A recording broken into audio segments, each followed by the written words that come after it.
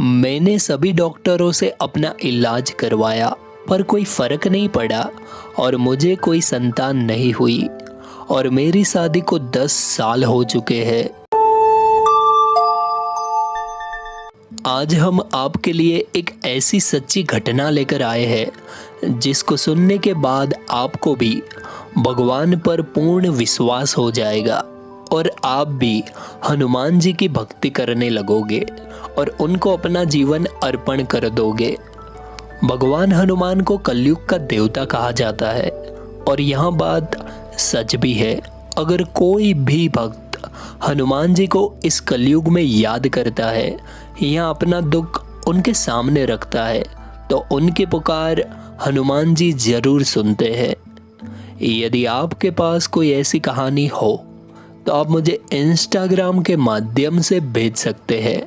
एक बार की बात है, एक गांव में बहुत ही गरीब पति पत्नी रहते थे। उनकी शादी को 10 साल हो गए थे लेकिन उनको कोई भी संतान नहीं थी।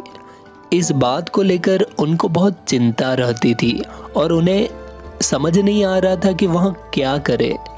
वह औरत बहुत दुखी रहने लगी और सोचने लगी कि अगर मुझे संतान नहीं हुई तो हमारे जीने का क्या फ़ायदा और हम जो मेहनत करते हैं उसका भी क्या फ़ायदा। वह हर समय चिंता में डूबी रहती थी। एक दिन उसकी एक पड़ोसन उसको बताती है कि पास में एक हनुमान का मंदिर है, वहाँ एक बाबा रहते हैं, तुम उनके पास क्यों नहीं चली जाती? उनके पास जाकर देखो, क्या पता तुम्हें संतान हो जाए और भगवान तुम्हारी सुन ले। बहुत सोचने समझने के बाद वह उस बाबा के पास जाती है और वहाँ जाकर हनुमान जी की मूर्ति के सामने बैठकर रोने लगती है। जब बाबा उसको रोने का कारण पूछते हैं तो वहाँ बताती है कि उसे कोई संतान नहीं है और वहाँ कहती है कि बाबा तुम मेरे लिए हनुमान जी से प्रार्थना करो कि मुझे संतान हो जाए। मैंने सभी डॉक्टरों से अपना इलाज करवाया पर कोई फर्क नहीं पड़ा और मुझे कोई संतान नहीं हुई और मेरी शादी को 10 साल हो चुके हैं। उसको रोता हुआ देखकर उस बाबा को उस पर बहुत दया आती है और वहाँ हनुमान जी से प्रार्थना करते हैं कि हे भगवान, इस कन्या को एक सुंदर से पुत्र की प्राप्ति का वरदान दो। मैं आपके लड्डू का प्रसाद इसको दे रहा हूँ, आप इसके ऊपर दया करना और इस दुखिया की रक्षा करना।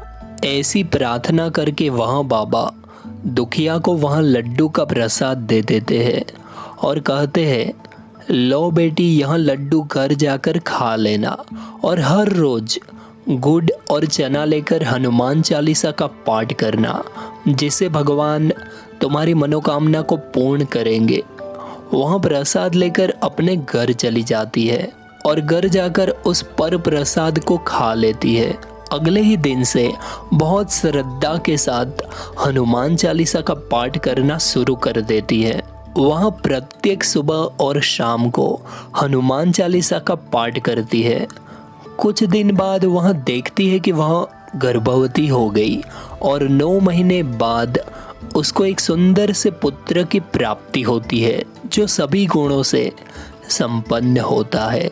वह और उसका पति बहुत खुश होते हैं और वह दिल से हनुमान जी को प्रार्थना करते हैं कि हे भगवान, जैसे हम दुखियों को तूने सहारा दिया ऐसे ही दूसरों की भी रक्षा करना। यदि हम दिल से हनुमान चालीसा पढ़ते हैं तो कुछ ही दिनों में हमारी सारी समस्याएं खत्म हो जाती है।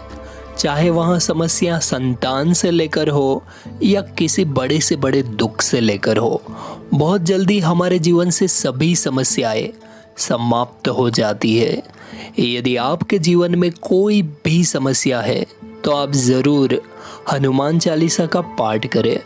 बस जब हम हनुमान चालीसा का पाठ करते हैं तो हमें शुद्धि का ध्यान रखना पड़ता है और हमें मांस मदिरा का सेवन नहीं करना होता।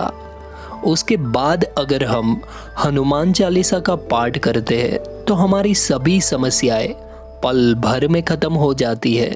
इस कहानी के माध्यम से हम आपको यह बताना चाहते हैं कि अगर आपके जीवन में कोई भी समस्या है तो आप भी हनुमान जी की पूजा करके अपने जीवन की सारी समस्याएं खत्म कर सकते हैं। अगर आप ऐसे ही हनुमान जी से जुड़े चमत्कार जानना चाहते हो तो कृपया चैनल को सब्सक्राइब जरूर कीजिएगा।